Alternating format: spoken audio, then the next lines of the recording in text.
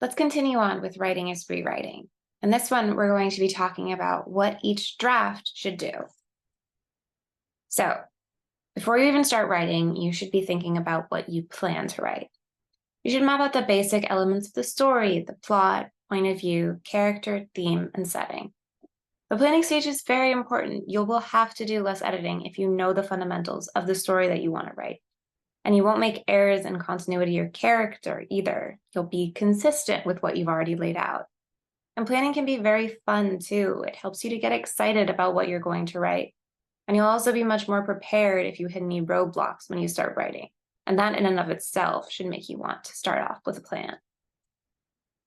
So when it comes to the first draft, you always should remember in your first draft, it's better to write too much than to write too little. Try to enjoy yourself when you're writing this first draft. If you work on something that you find fun and exciting, you won't face the editing process with as much dread. You'll get to read work that you were happy to produce after all. And you should try to stick to your plan as much as you can, that outline you've already written, those details that you've laid out. If you discover that you want to change something, like a character's role or a particular plot point, it's okay to do so.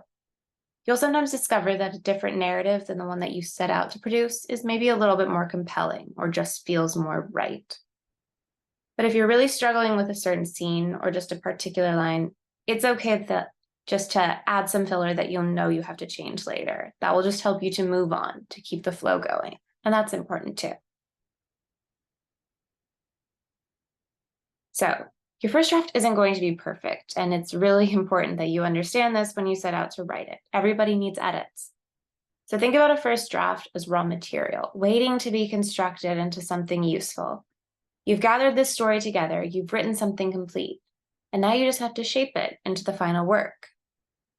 So take some time away from writing after you've finished this draft.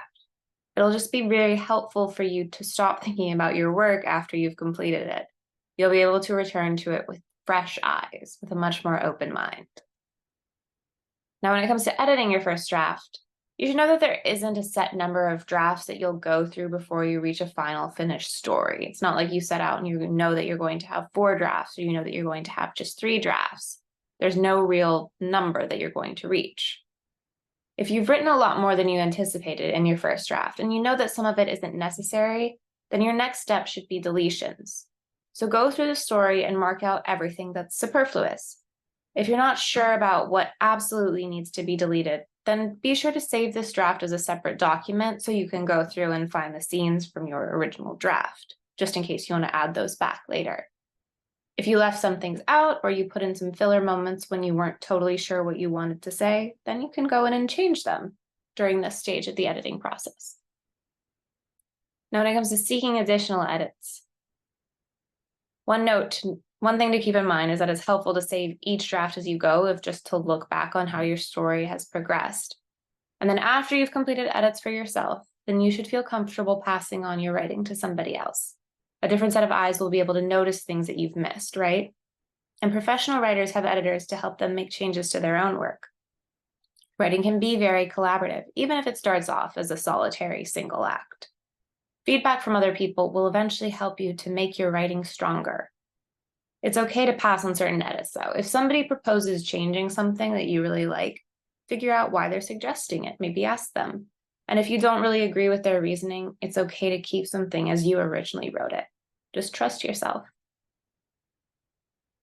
All right, now we'll go over copy editing. So copy editing or proofreading is the last stage before your work becomes final. And very simply, copy editing just means checking to make sure all the grammar and spelling is accurate. So today with word processing applications, Google Docs and Microsoft Word and the like, there are automatic spelling and grammar checks in place, but these don't catch everything. So it's really important to go in yourself and read very closely and make sure that you haven't made any small errors. A reader will notice those. Now, when it comes to the final draft, when you're finalizing your work, pay very close attention to your beginning and your ending. Make sure that they're compelling and consistent with everything else in the story, especially in tone and in theme. And be proud of your work. Take a moment to reflect on everything that you wrote and how far you've come in the process. You might reread your work after it's been turned in or published and feel like you want to change things. That's very normal. Writers aren't always content with what they've written, but for your own well-being, you should know when it's time to end things and when to start and move on with your next project.